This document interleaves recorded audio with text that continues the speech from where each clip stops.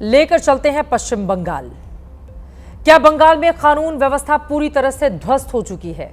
क्या वहां अपराधियों के मन में पुलिस प्रशासन का कोई खौफ नहीं रह गया? यह सवाल इसलिए क्योंकि पश्चिम बंगाल में राज्य सरकार द्वारा संचालित साउथ कोलकाता लॉ कॉलेज से जुड़ा गैंगरेप का सन्न कर देने वाला मामला सामने आया है। कॉलेज कैंपस में 25 जून की रात छात्रा के साथ गैंगरेप की घटना हुई। गैंगरेप के मामले में 3 आरोपियों को गिरफ्तार किया गया।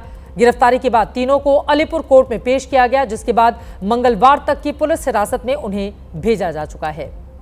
गैंगरेप की घटना के खिलाफ बीजेपी के कार्यकर्ता सड़क पर उतर आए। कोलकाता में जबरदस्त प्रदर्शन हुआ। दोषियों को फांसी देने की मांग की जा रही है। छात्र संगठन AIDSO के कार्यकर्ताओं ने भी प्रदर्शन किया। कानून व्यवस्था को लेकर ममता बनर्जी की सरकार को घेरा गया है। लेफ्ट से जुड़े छात्र कॉलेज में रेप की घटना के खिलाफ जब सड़क पर उतरे लेफ्ट के छात्र तो पुलिस ने रोकने की कोशिश की। नतीजा हुआ कि रोड पर ही पुलिस और प्रदर्शनकारियों के बीच धक्का मुक्की हो गई। काफी देर तक रोड जंग का मैदान बना रहा।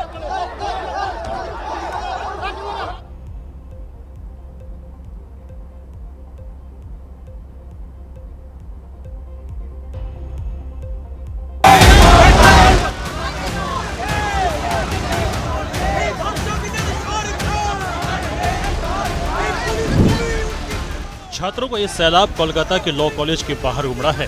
हाथों में तख्तियां लिए छात्र न्याय की मांग कर रहे हैं। दक्षिण कोलकाता के इसी कॉलेज ने साल भर पुराने आरजीकर मेडिकल कॉलेज की घटना को फिर से जिंदा किया है। 25 जून यानी बुधवार को इसी लॉ कॉलेज में एक छात्रा के साथ गैंगरेप हुआ। गैंगरेप की वारदात को ग्राउंड फ्लोर में मौजूद गार्ड रूम में अंजाम दिया गया। दक्षिण कोलकाता के कस्बा इलाका जहाँ पे हम अभी खड़े हैं, ये जो साउथ कोलकाता लॉ कॉलेज है, यहाँ पे 25 तारीख शाम के 7:30 से 10:30 बजे तक यहाँ पे एक गैंगरेप का घटना घटा था, जहाँ पे 3 स्टूडेंट को गिरफ्तार किया गया है। जिसके ऊपर ये घटना घटा वो भी इसी कॉलेज की छात्रा थी। सामने जो घर दिखाई दे रहा है या जो रूम दिखाई दे रहा है यूनियन रूम, इसके अंदर ही गैंगरेप का अंजाम दिया गया है। एक जो स्टूडेंट है, ये तीनों एक्यूज्ड में से एक है। एक स्टूडेंट यहाँ पे वो पहले पढ़ता था, 4 साल बीत गया था, वो पास आउट करके निकल गया था। वो पेशे में आईनजीबी है या एडवोकेट है। उसके साथ और 2 वर्तमान स्टूडेंट है जो अभी भी यहाँ पे पढ़ते थे। बताया जा रहा है कि आरोपियों ने छात्रा को किसी को न बताने की धमकी दी थी, लेकिन पीड़िता ने पुलिस में शिकायत दर्ज कर दी, जिसके बाद कोलकाता पुलिस ने तीनों आरोपियों को गिरफ्तार कर लिया। आरोपी मनोजीत मिश्रा और जैब अहमद को कल शाम गिरफ्तार किया गया। वहीं प्रमित मुखर्जी की गिरफ्तारी देर रात को की गई।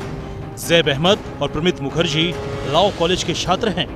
आरोपी मनोजीत मिश्रा 4 साल पहले ही कॉलेज पूरा कर चुका है और अभी एडवोकेट है। बीजेपी ने मनोजीत मिश्रा के तार टीएमसी से जोड़कर ममता सरकार को निशाने पर लिया है। ये तस्वीर बीजेपी IT सेल के हेड अमित मालवीय ने पोस्ट की है। पहली तस्वीर में आरोपी मनोजीत मिश्रा ममता बनर्जी के भतीजे और सांसद अभिषेक बनर्जी के साथ नजर आ रहा है। दूसरी तस्वीर में आरोपी ममता सरकार में मंत्री चंद्रिमा भट्टाचार्य के साथ नजर आ रहा है। वहीं तीसरी तस्वीर में मनोजीत टीएमसी काउंसलर और ममता की रिश्तेदार काजरी बनर्जी के साथ नजर आ रहा है।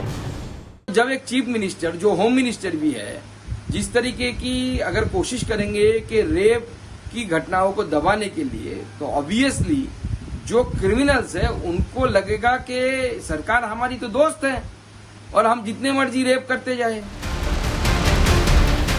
लॉ कॉलेज में लगे ममता बनर्जी और अभिषेक बनर्जी के होर्डिंग को भी बीजेपी हाईलाइट कर रही है। हालांकि ममता सरकार 12 घंटे में तीनों आरोपियों को पकड़कर अपनी पीठ थपथपा रही है। 12 घंटे में जब ये कंप्लेंट कलकत्ता पुलिस तक गई, कलकत्ता पुलिस तुरंत ही जो 3 जन आरोपी हैं उनको पकड़ के पुलिस के कस्टडी में रख के अब जो है तहकीकात चल रही है। जैसे जैसे पीड़िता ने कहा, ठीक उसी तरीके से उन तीनों को उठवा के अब पुलिस में जैसे इन्वेस्टिगेशन चल रही है। कॉलेज कैंपस के भीतर एक छात्रा का रेप हो गया। मूल आरोपी कौन है? तृणमूल कांग्रेस का नेता। उसका साथ 2 कौन है? वो तृणमूल कांग्रेस का कार्यकर्ता। और ये प्रैक्टिशनिंग लॉयर है। तृणमूल कांग्रेस का सारे नेताओं का साथ उसका तस्वीर है। क्या करेंगे पुलिस? पूरा एडमिनिस्ट्रेशन का पॉलिटिसाइज कर दिया गया। साउथ कोलकाता के लॉ कॉलेज में हुई गैंगरेप की घटना पर राष्ट्रीय महिला आयोग भी एक्शन में है। डीजीपी से पूरी रिपोर्ट तलब की गई है। It's shocking. As a mother, as a woman of West Bengal, I'm really very annoyed. Not only from NCW side, we have taken suo motu cognizance. We have asked DG Police to answer within 72 hours in details, including arrests, sections, crime scene examination, medical examination, everything within 72 hours. And I feel physically, because I am located at Kolkata, I'll be meeting victim today or tomorrow. RG Kar medical college में ममता सरकार back foot पर थी। इस बार भी आरोपियों के तार TMC से जुड़े हैं। कानून व्यवस्था का ये मुद्दा आने वाले चुनाव में टीएमसी पर भारी पड़ सकता है। गृह मंत्रालय की कमान भी दीदी के ही हाथ है। Kolkata law college rape case की एफआईआर कॉपी भी सामने आई है, जिसमें पीड़िता ने जो कुछ बताया वो दिल दहला देने वाला है। कैसे राजनीतिक रुतबे का इस्तेमाल कर आरोपियों ने इस वारदात को अंजाम दिया, पीड़िता ने पूरी जानकारी सामने रखी। कॉलेज के गार्ड को गार्ड रूम से बाहर जाने को कहा गया ताकि आरोपी अंदर छेड़छाड़ कर पाए। पीड़िता ने गार्ड से मदद की भीख मांगी, लेकिन मना कर दिया गया। यूनियन रूम का गेट अंदर से बंद कर कहा गया कि टीएमसी के प्रति वफादारी साबित करनी होगी। हॉकी स्टिक से पीटा गया। प्रेमी की हत्या की धमकी दी गई। माता पिता को गिरफ्तार करने की भी धमकी दी गई। ये तमाम बातें पीड़िता की ओर से बताई गई हैं और इसके बाद पश्चिम बंगाल की सियासत जोरदार तरीके से गर्मा गई है। सीधे रुख करेंगे कोलकाता का, जहां से हमारे साथ इस वक्त हमारे संवाददाता रूमा पॉल इस वक्त हमारे साथ मौजूद हैं। रुमा, सीधे आपके पास आते हुए, भारतीय जनता पार्टी जबरदस्त तरीके से इस मामले को लेकर घेर रही है, लेकिन अब तक की क्या कार्रवाई, क्या हालात है, क्या प्रदर्शन अभी भी चल रहा है? रुमा, देखिए, जिस गेट के सामने बिल्कुल मैं खड़ी हूँ वही गेट है शापित साउथ कलकत्ता लॉ कॉलेज का गेट, जिस गेट के अंदर वो दरिंदगी की घटना घटी। जिस तरह से बताया जा रहा था कि ये जो मनोजीत मिश्रा है, जो मुख्य आरोपी है, और उसके साथ दो लड़के और भी थे, वो उन लोगों ने ये अंजाम दिया। सबसे पहले बता दूं, जैसे ही आप गेट के सामने आते हैं, बिल्कुल गेट के इधर मैं अपने कैमरा पर्सन अंजना को बोलने दूंगी, मनोजीत दादा इज इन आवर हार्ट्स। मतलब आप समझ सकते हैं मनोजीत मिश्रा का कितना दबदबा था और रौब था इस कॉलेज में। जब ये घटना घटी उस वक्त डीन मीटिंग चल रही थी शाम को, लेकिन कॉलेज अथॉरिटी को बिल्कुल पता नहीं चला। 48 घंटे बाद कॉलेज अथॉरिटी को पता चलता है कि ये घटना घटी है। सबसे आप देख रहे हैं ये कॉलेज बिल्कुल, अभी तो पुलिस चौकसी बढ़ा दी गई है, लेकिन फिलहाल तो सियासी जंग बिल्कुल जारी है। सबसे पहले बता दें कि आरजीकर मामले के बाद कोलकाता में ये दूसरी बड़ी घटना है जहां पर ये घटना सामने आई है। और जिस तरह से पीड़िता ने बताया है कि उसने वो रोई, गिड़गिड़ाई, उसके बावजूद उन लोगों ने उसकी एक नहीं सुनी। उसने इनहेलर मांगा क्योंकि उसको बहुत ही सांस की तकलीफ हो रही थी और वहां पर उसको तकलीफ हो रही थी। उसके बावजूद उन लड़कों ने उसको नहीं छोड़ा।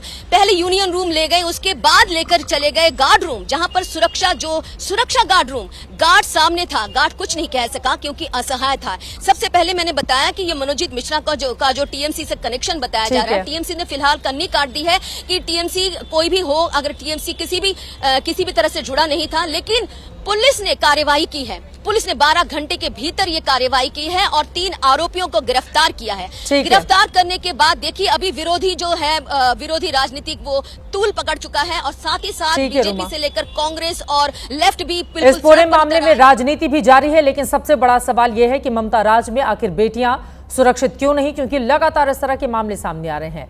लॉ कॉलेज में हुई रेप की घटना के बाद से बीजेपी ममता सरकार पर आक्रामक है। बीजेपी का कहना है कि दीदी राज में बहन बेटियां बंगाल में अब सुरक्षित नहीं हैं। सत्ता का संरक्षण पाकर अपराधियों के हौसले बुलंद हैं। बीजेपी बंगाल के सह प्रभारी अमित मालवीय की ओर से ममता सरकार से सवाल पूछे गए हैं। छात्रा को टीएमसीपी नियंत्रित यूनियन क्षेत्र में क्यों बुलाया गया था? दूसरा, एक पूर्व छात्र कॉलेज परिसर में कैसे खुलेआम घूमता रहा? कॉलेज परिसर में युवती को बुलाने और उसका यौन शोषण करने की हिम्मत कैसे हुई? कॉलेज प्रशासन कहां था? और सवाल यह भी पूछा गया है कि जब पीड़िता मदद के लिए चिल्ला रही थी तो फिर किसी को इस बाबत जानकारी क्यों नहीं हाथ लगी? हालांकि टीएमसी बीजेपी के आरोपों से किनारा कर रही है और उसका कहना है कि उसका आरोपियों से कोई संबंध नहीं है। तो तृणमूल कांग्रेस के संग उसका कोई रिश्ता नहीं। रही बात कि हमारे विभिन्न नेताओं के साथ इस लड़के की तस्वीर देखिए, नेताओं के आसपास में बहुत लोग मंडराते हैं। फोटो लेने का आजकल जो एक टेंडेंसी है, सभी फोटो लेना चाहते हैं, सभी सेल्फी लेना चाहते हैं। कोलकाता के लॉ कॉलेज की छात्रा से हुए गैंगरेप की वारदात ने 10 महीने पहले आरजीकर मेडिकल कॉलेज में हुए महिला डॉक्टर रेप मर्डर केस की याद ताजा कर दी है। पिछले साल आरजीकर अस्पताल में ड्यूटी के दौरान एक महिला डॉक्टर की रेप के बाद हत्या हो गई थी, जिसके बाद पूरा देश उबल पड़ा था और उस खौफनाक वारदात ने ममता बनर्जी सरकार में पश्चिम बंगाल की कानून व्यवस्था और महिलाओं की सुरक्षा पर गंभीर सवाल भी खड़े किए थे, जिस पर एनसीआरबी की रिपोर्ट भी मुहर लगाती है। साल 2022 में पश्चिम बंगाल में कुल 1,56,503 अपराध की घटनाएं घटी, यानी हर रोज 429 वारदात, जिनमें 1,696 हत्या की घटनाएं थी, यानी कि 5 जान हर दिन गई। आत्महत्या की 12,279 घटनाएं घटी, यानी 34 लोगों ने हर रोज सुसाइड किया। महिला अपराध की 1,194 वारदात हुई, यानी कि हर रोज 3 घटनाएं। 8,088 अपहरण की घटनाएं बंगाल में घटी, मतलब हर रोज 22 लोगों का अपहरण हुआ। रेप की 1,111 घटनाएं, यानी बंगाल में 3 रेप हर रोज। इस दौरान बंगाल में 493 दंगे हुए, मतलब हर दिन एक से ज्यादा दंगे। इसी वजह से ममता सरकार में कानून व्यवस्था को लेकर सवाल पूछे जा रहे हैं। ये सवाल भी कि आरोपियों के मन में आखिर डर और दहशत का माहौल कानून व्यवस्था को लेकर क्यों नहीं है, पुलिस प्रशासन का खौफ उनके भीतर क्यों नहीं है।